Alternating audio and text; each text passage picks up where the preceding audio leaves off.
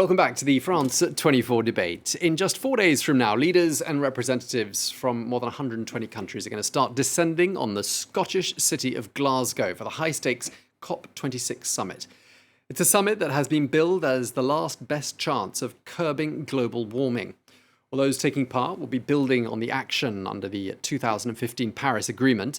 They'll also be spending 2 weeks tackling the complex issue of how to limit global average temperature rises to 1.5 degrees centigrade. But many, including the host Prime Minister Boris Johnson, have expressed concern that the climate summit could fail. He says the planet's future hangs in the balance. It is, of course, correct, Mr. Speaker, that COP26 is both unbelievably important for our planet, but also very difficult. And it's in the balance, Mr. Speaker. And he's right in what he says about the need to keep 1.5 degrees alive. And that will be, and it does depend on what happens this decade. It depends on the commitments that are made. The British Prime Minister speaking there. Well, the UN itself has warned that pledges to reduce emissions by countries fall far short of what they should be. Well, France 24's James Mulholland tells us more about that. Weak promises and not yet delivered. A scathing assessment by the UN Environment Programme of national government efforts to rein in carbon emissions. UNEP said in its report that current commitments will deliver only a small percentage needed to limit global warming to below 2 degrees Celsius, let alone the 1.5 degrees targeted by the Paris Agreement. We are indeed on track for a catastrophic global temperature rise of around 2.7 degrees Celsius. This report is so another thundering wake-up call. How many more do we need? Another warning before another climate conference and hopes of another round of more ambitious reduction plans. UNEP has given the world leaders their target. Emissions cuts need to be 7 times greater than current pledges, and they need to get there quickly. This is a yawning gap that we must close in 8 years. We can still get the job done, but only if we get moving now, and only if we take advantage of every opportunity. A 5.4% drop in global emissions thanks to the COVID-19 pandemic couldn't do much to significantly reduce the gap to the Paris Accord target. As extreme weather from wildfires to floods hit countries around the world, the UN Intergovernment Panel on Climate Change warned in August that global warming could breach the 1.5 degree mark as early as 2030 and be consistently above it by mid-century. OK, so is COP26 really our planet's last chance? How ready are world leaders to make meaningful commitments? And what key roadblocks need to be overcome for this summit to go down in history as having been a success? Those are some of the questions I'll be putting to our panel today. Let's introduce the panel now. From Doha, we're joined by Nishad Shafi, who is a climate activist and co-founder of the Arab Youth Climate Movement in Qatar. And Nishad, you've been described as being one of the world's most influential people on this subject of climate change. So a warm welcome to you. From Oxford, we're joined by Chloe Farrand, who is a senior reporter at Climate Home News, which is an award-winning independent news site on the international politics of the climate. Thank you so much for joining us, Chloe. From Mali in the Maldives, we're joined by François Gemene, a professor at Sciences Po and president of Ecosphere, which is a European think tank dedicated to human rights and the environment. And last but not least, we're joined by Ellen Mountford, VP Climate and Economics at the World Resources Institute in Washington. Thank you all very much indeed for being with us. Ellen, let me begin with you since I introduced you last. How optimistic are you about COP26? I have to say I'm stubbornly optimistic. I am optimistic, but if we work hard, and we are doing so, all of us together, if the world comes together, countries, but also corporates, citizens, the youth movement, states, we can actually do what we need to do. There's a lot already starting to come through, but we still need to do more.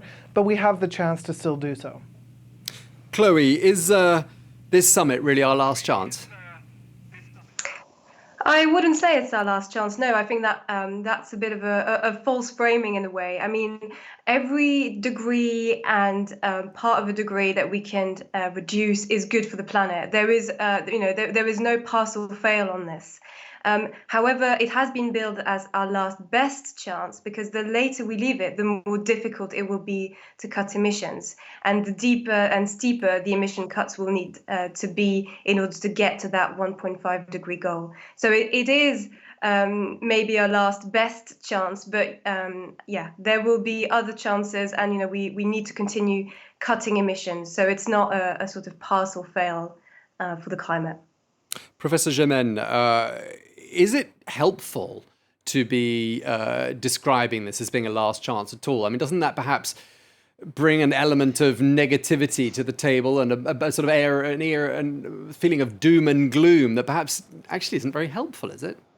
Yeah, a little bit. And I have to say that I'm also a bit worried about this, presentation binary as a kind of make or break conference. Plus, furthermore, every 3 to 4 years, we present to the public another COP as being the COP of the last chance. And I think that the people are getting a bit tired of being presented as COPs of the last chance. As a matter of fact, our last chance was in the 1950s or 60s.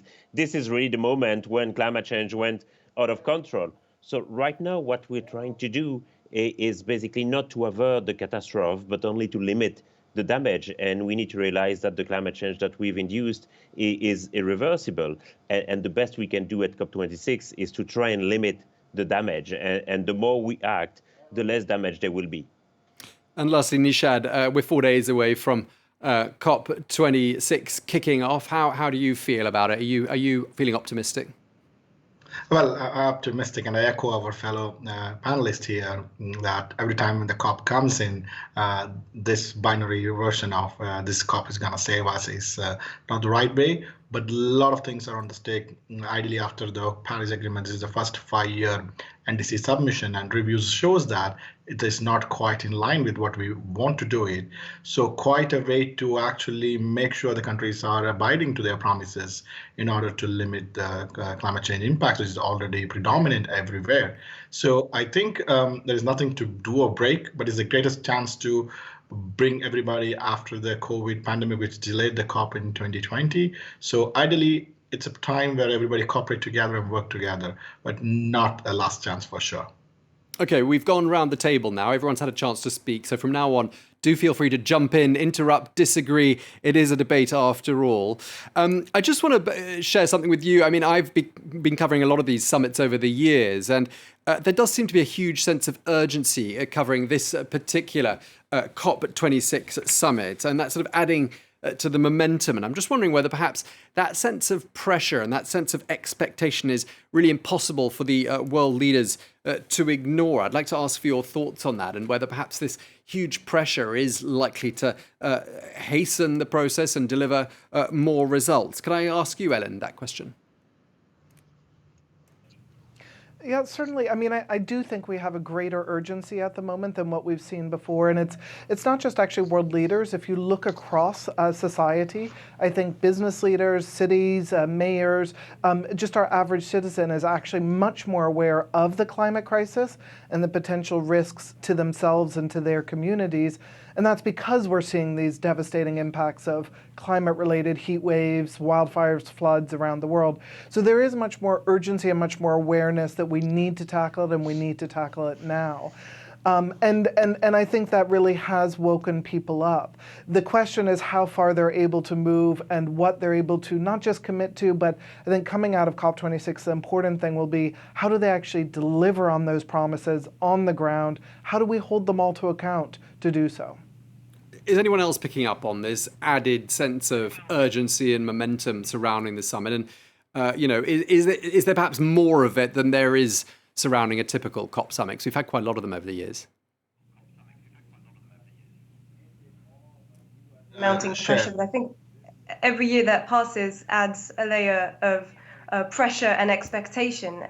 The first COP was in 1995. They have happened pretty much every year, and we're still here discussing the same issues. So every year that goes by, there is added pressure, of course. I think the science is also becoming a lot starker. We have a much better understanding of where emissions are heading. I think you had in your introduction the emissions gap report that shows that we are heading for 2.7 degrees of warming under current policies.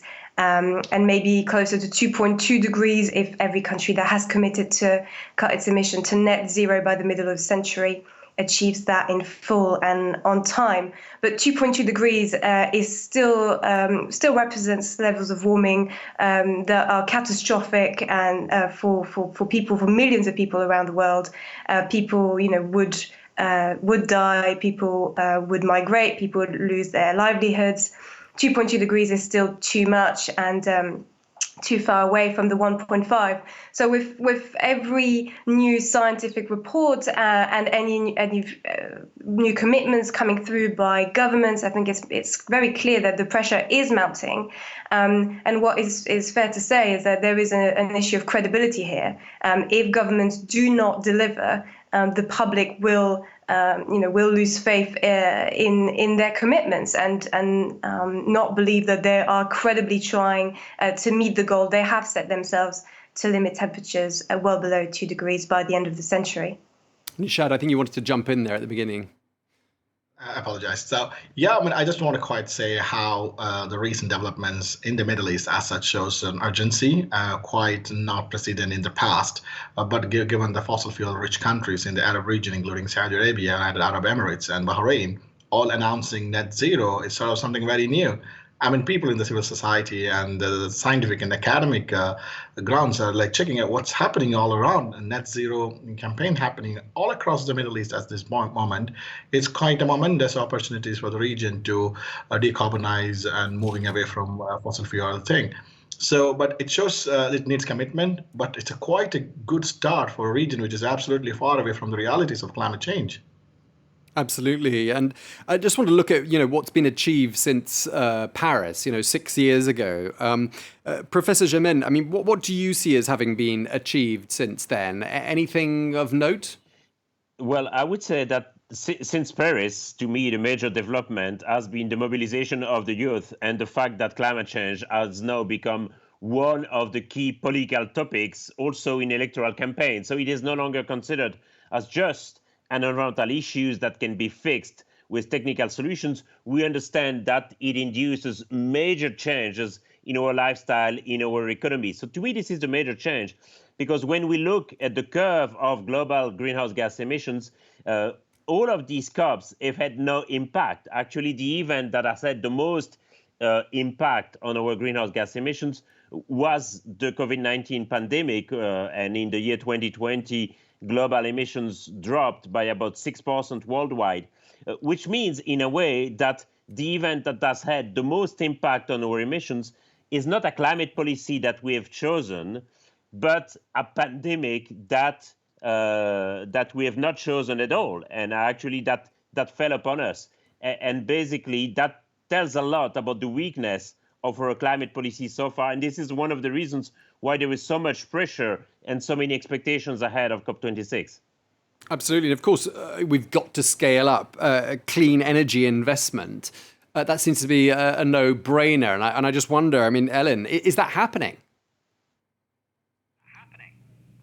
It is. We're definitely scaling up clean energy investment, financing around the world. One of our challenges is at the same time we're still actually building out some of the dirty, coal in some cases, gas, oil. We're still building those out as well. And so, I mean, what you saw, for example, over the COVID pandemic is that governments invested a lot more than they normally do in renewable energy and energy efficiency for good reason, because that generates about double the amount of jobs as investing in fossil fuels. So they were doing that both for clean energy, but also to create jobs. But at the same time, they still also bailed out a lot of the fossil fuel companies. And on balance, overall, they probably provided more finance, more subsidies to the fossil fuel industry than they did to the clean energy industry. So it's a lot more than they normally provide to clean energy, but nowhere near enough. So we are starting to see those investments shift. I think one of the most exciting developments is probably actually in the finance sector, where we now have something like 200 companies, major asset owners, asset managers, banks around the world, which have actually said they are going towards net zero portfolios by 2050. So that's a major step up. They're responsible for something like $90 trillion in assets. That's really going to show some major shifts as we go forward. Absolutely, and we're coming up to the halfway break. But before we have that break, I just want to ask you, Nishad, because of course you're in an area that is hugely dependent on oil revenue, and I'm just wondering what are people saying there about how the economy of Qatar or Saudi or any of the other oil-producing nations is going to survive without oil revenue? Well, I mean, they have a large, huge sovereign wealth which can be actually used on, bringing up more renewables and research on the renewables at the same time. Well, at the moment, the region looking at tourism as a key and hosting regional summits like the FIFA World Cup here in Doha, Expo 2020, which is happening in UAE, are some of the ways they are actually looking to bring revenues beyond fossil fuel-based industry. So those magnitude of events would be actually a way. Tourism sector has been key for them to diversify, but at the same time, having offshore manufacturing industries would be also key for them. Okay, thanks for that, Nishad. We're going to have a break there for a couple of minutes. Do stay with us. We'll be back with part 2 of the debate in just a second.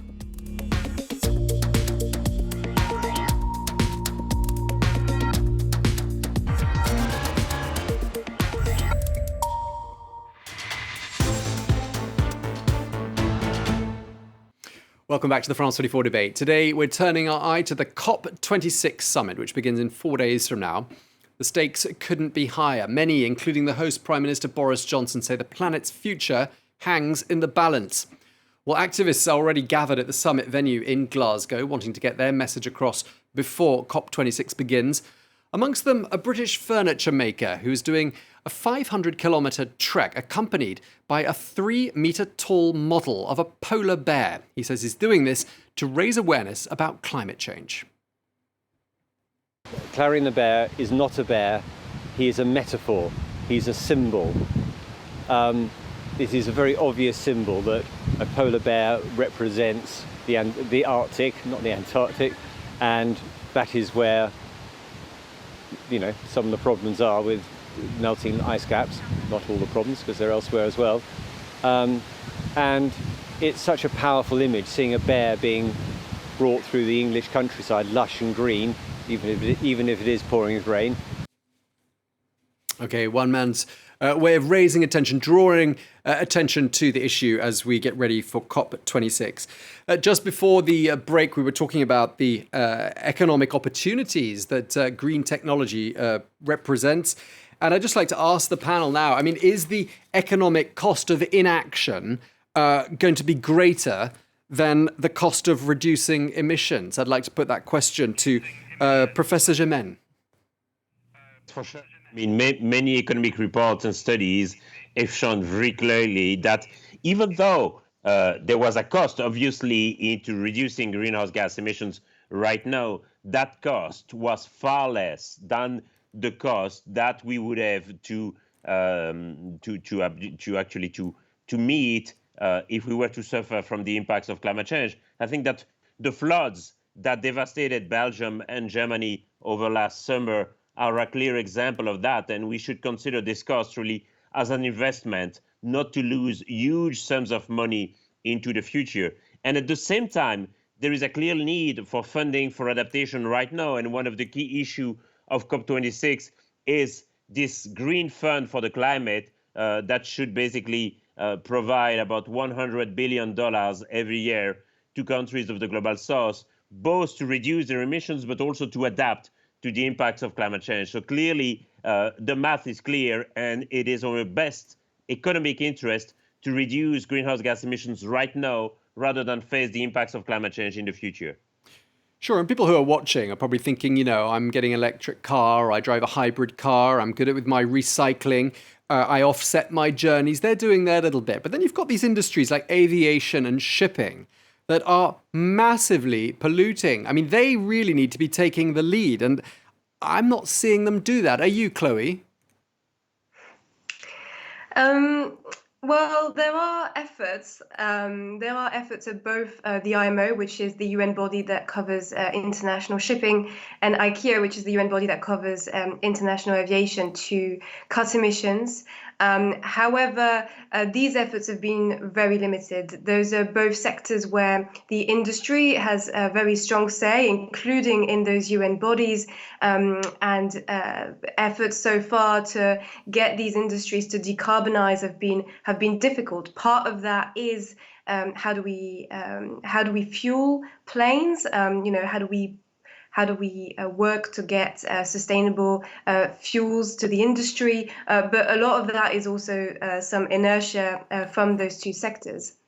It's important to say that the Paris Agreement actually does not cover emissions from shipping and aviation. That was a sort of loophole, if we can say it that way, from the treaty that was signed in 2015.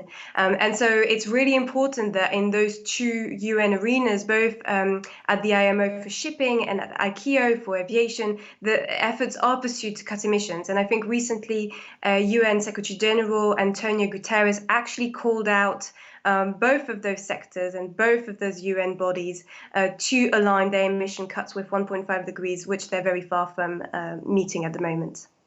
Yeah, Ellen, I mean, it seems like those two sectors need to take the lead. It also sounds like somebody, a country, needs to take the lead at COP26. Who do you think that might be? Because a bit difficult to imagine your country, I'm assuming you're from the US since you've got the White House just behind you, because, you know, it wasn't very long ago that the occupant of that building withdrew from the Paris Agreement, therefore perhaps taking away a bit of US credibility in that forum. Absolutely. I mean, in fact, all sectors, all countries need to stand up, and a lot of countries have done so already. We now have, I think, as of today, 147 countries that have come forward and updated their 2030 climate action plans. Only about half of those have a top-line number that's more ambitious. The U.S. is one of those. They've committed now, President Biden has committed to reducing emissions by 50% or more by 2030. So they have come forward with a strong, ambitious commitment, but we do need to see the policies, the investments that are going to achieve that. Some of that's already in play and happening. The government started from literally week one that the Biden administration was in. They started putting in place policies and approaches to reverse some of the sort of rollbacks that President Trump had put in place on climate and environment and health.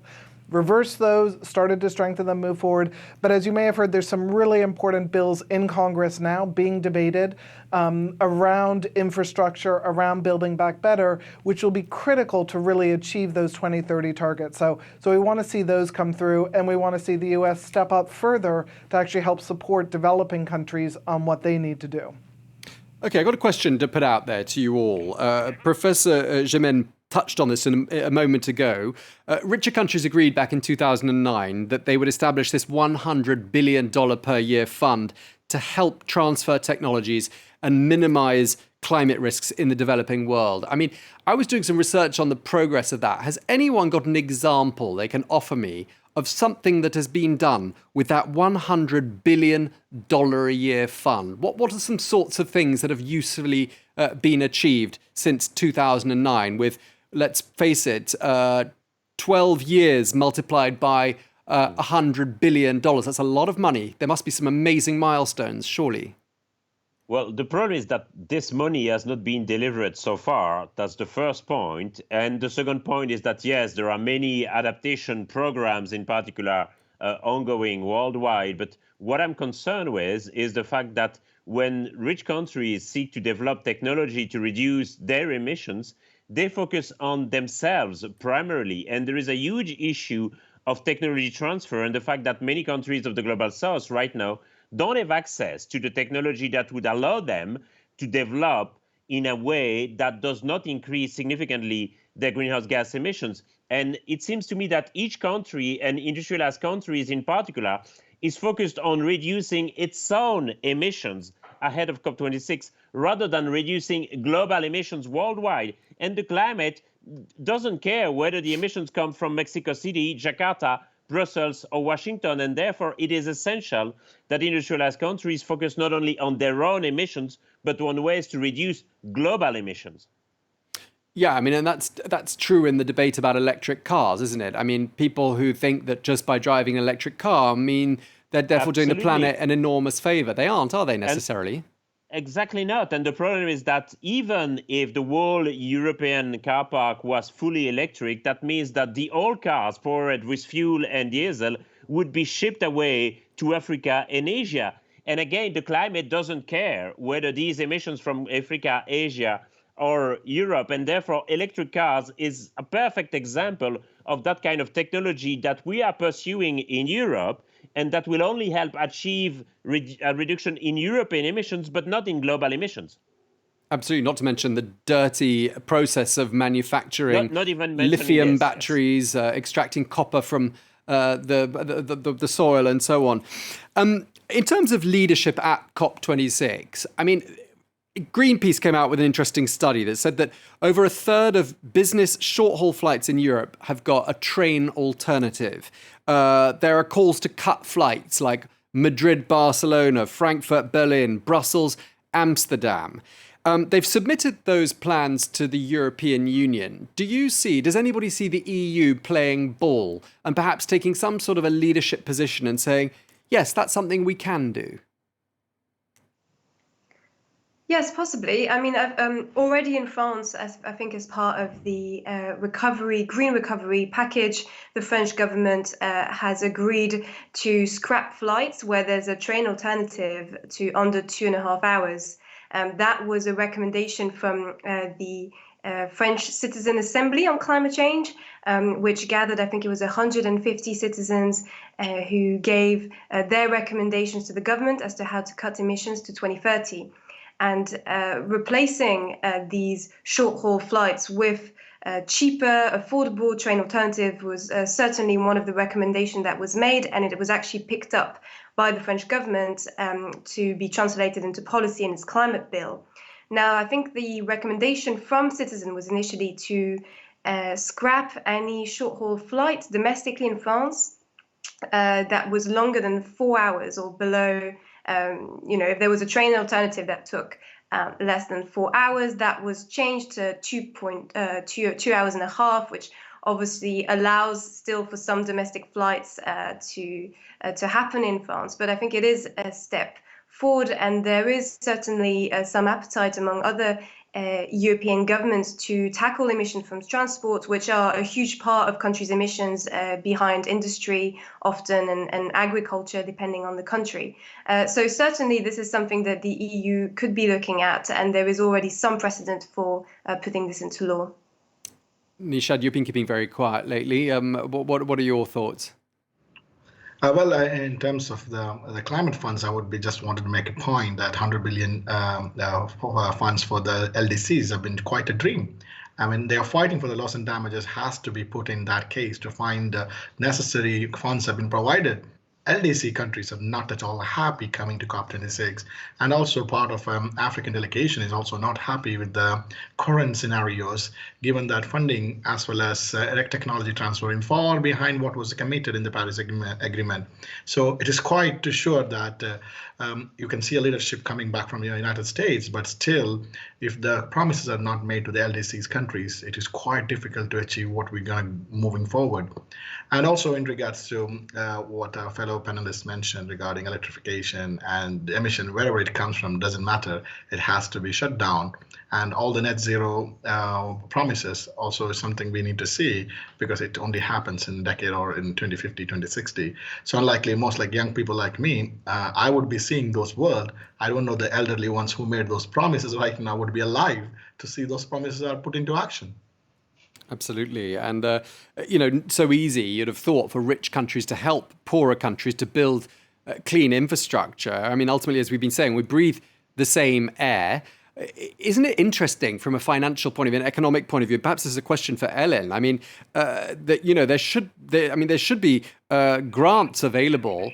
It should be easy for richer, more powerful countries to sell technology and create an affordable payment structure for the repayment of that tech for the transition to sort of greener sources of energy. I mean, you'd have thought that would be a really lucrative niche in the market. It makes sense from everybody's point of view. I mean, a number are trying to do so and move forward, but it is too slow. And I mean, to be frank, that 100 billion that we're referring to, that was meant to be delivered by rich nations in 2020 and then every year thereafter. And we know we missed that target. And in fact, it's probably not going to be met until 2023. While that sounds like a lot of money, and it is in many ways, it's actually just a drop in the ocean compared to what's actually needed and what they're spending money on elsewhere. They're spending more on fossil fuel subsidies than even that 100 billion. So we really do need to see that coming forward, because one of the things that's so critical about the public international funding is it can help set up the sort of ways to leverage private finance, to sort of de-risk some of these investments, so it can really be catalytic in getting much more private investment flowing to support the transition in developing countries, both to a cleaner environment, a cleaner economy, but also for adaptation and for building resilience. And, you know, I mean, we've been talking about the pollution. Of course, it doesn't matter where you have greenhouse gas emissions emitted. It all adds up to the same in the atmosphere. But of course, a lot of the fossil fuel generated power and infrastructure, diesel and gasoline cars, those also lead to the air pollution, which is killing people around the world. And so we really need to focus on what that means locally too, and be aware that in developing countries, particularly sort of urban environments, there's a real pressure there from air pollution too, and how we can help ensure that transition happens quickly for people's health, for jobs, for the environment, and for the economy is just so critical right now. Okay, so a recurrent theme we're hearing here is it's all about the pace. The pace just isn't there. And perhaps COP26 will speed things up and give things a bit of a momentum. I want to move on to talking about some of the roadblocks that could present themselves during COP26. China is, of course, the world's biggest emitter of greenhouse gases, but it's classified as a developing country. Therefore, it says that richer countries with bigger historical carbon footprints, they should be the ones that shoulder the bulk of emissions cuts.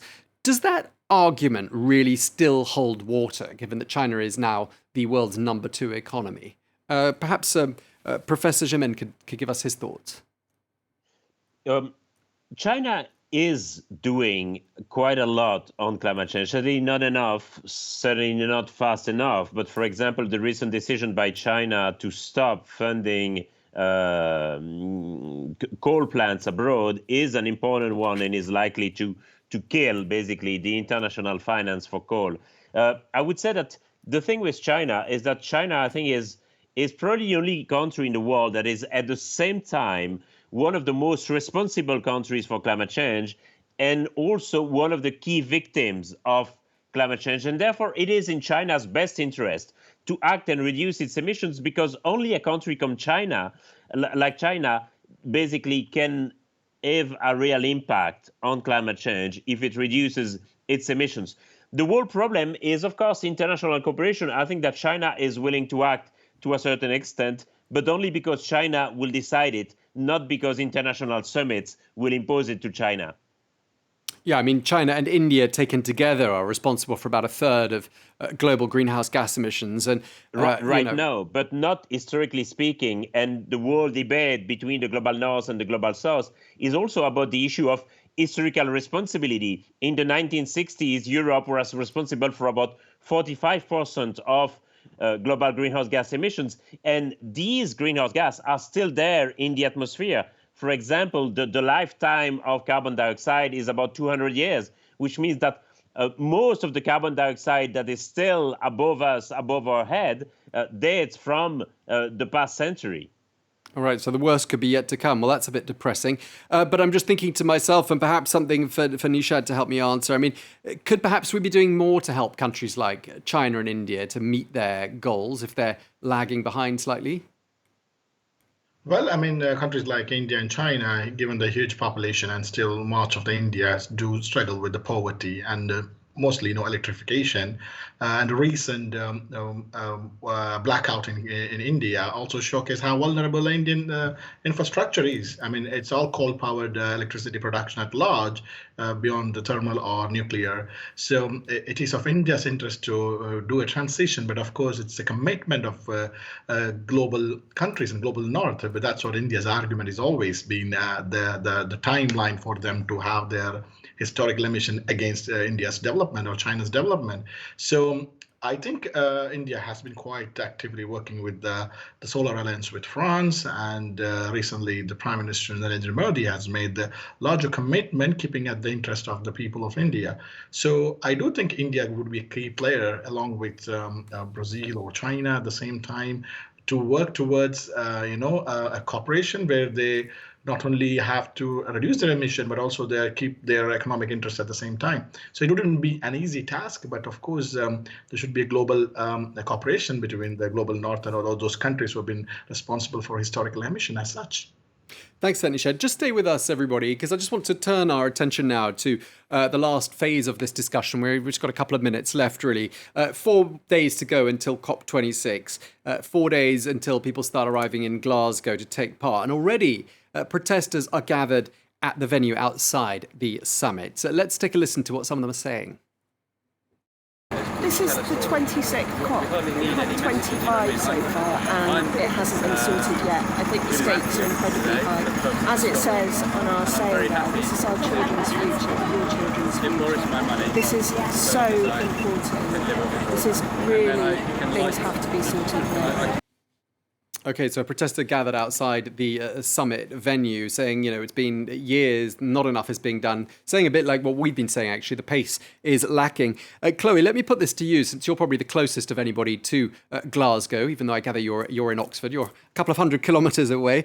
Are you expecting there to be trouble there in Glasgow? Do you think there's a strong probability there are going to be large numbers of activists and protesters? And what do you think that might change? Well, I'm heading to Glasgow this Sunday, so I will probably see it for myself then. But certainly there are expectations of a large number of protesters and campaigners to attend the summit, both outside the venue but also inside the venue. The UN climate change is actually one of the only UN forums where there is a role and there is a place for campaigners to stage protests inside the UN venue, and for negotiators to be able to see, and they have done so at the last climate talks in Madrid. There were some strong protests, and there is rising tensions for sure. I think the disconnect between what young people on the streets are demanding from their governments, that they accelerate the pace of decarbonizations, that rich developed countries actually go a lot faster to decarbonize their economies, to leave more time and space for developing countries to be able to do so in the second half of this century. So there's a huge disconnect between those demands on the streets of faster, deeper, quicker, do it now, with the slow pace of these climate negotiations, which, as you say, have been going on since the mid-1990s. So we are expecting some protests. There's always a march in the middle Saturday. We are expecting thousands of people to come out for that. Right. And it is true that it will be interesting to see tensions in the venue between protesters and negotiators. Chloe, you've had the last word. I'm afraid we're completely out of time. I've just been told no more time left. Chloe Ferrand, thank you very much indeed. I'd also like to thank our other guests, Nishad Shafi in Qatar. I'd also like to thank Professor François Gémen and also Ellen Mountford. Thank you all very much indeed for speaking to us. That was the France 24 debate.